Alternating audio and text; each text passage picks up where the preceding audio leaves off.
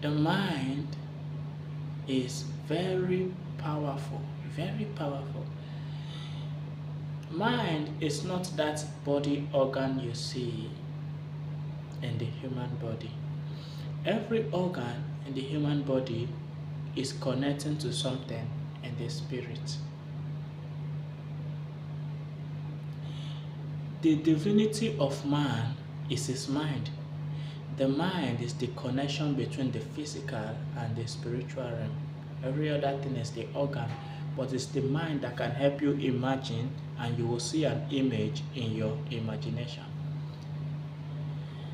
There was a story of a girl who wanted to buy a piano, a girl who was into music, but she didn't have money. But she was constantly imagining, not because she heard the message on the power of imagination.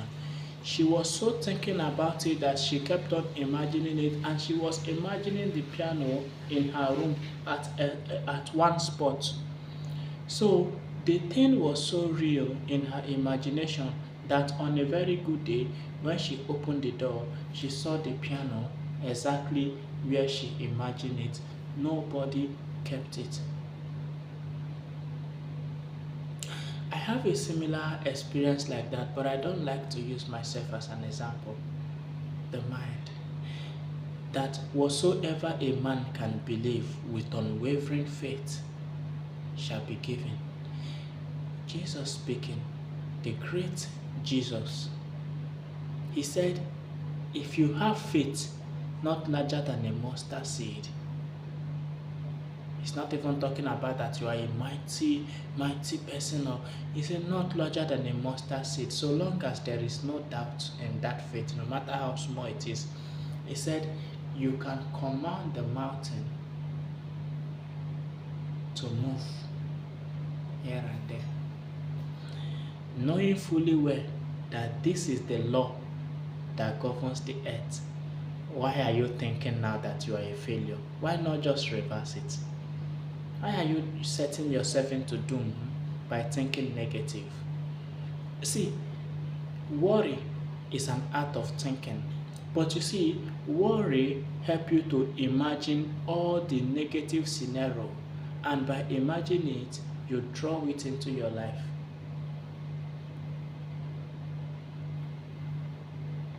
Yes. So the great man said, be anxious for nothing. Don't worry about anything. He said, but in everything, through prayer, supplication, and thanksgiving, make your requests known unto God. I will explain prayer, supplication, thanksgiving. You see, prayer is not actually what people think it is. When you pray about something, prayer helps you to hold the thought of that thing for a very long time in your mind, especially if you pray very long. Maybe you are praying for a breakthrough in certain area. You will notice that while you are praying for long, it helps you sustain the thought of that thing for a very long time in your mind. That is why those who pray for something, one particular thing, consistently, repeatedly, often get it. Because they hold it long enough until we come.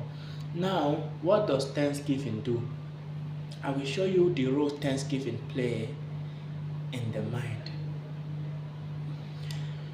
When you thank God, you emit an energy. When you say, okay, thank God for this achievement, but you have not achieved it, you are only thanking God, you say through thanksgiving, make your request. When you thank God, Father, thank you for I know that I have passed this thing. See the mystery behind it.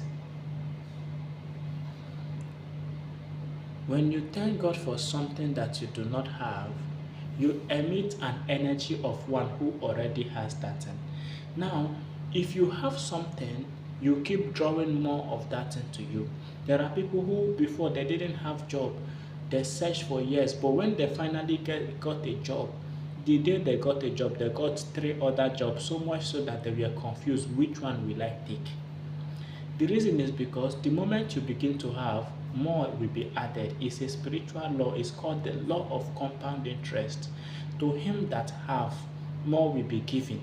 To him that does not have, the little he has will be taken. You will notice that you can be struggling for long. Those who are wealthy said when you make your first 10,000, 100,000, from 100,000 to 1 million is very easy. It is because of the law of compound interest. If you don't have, it's very difficult to grow, but once you start having, compounding is very easy.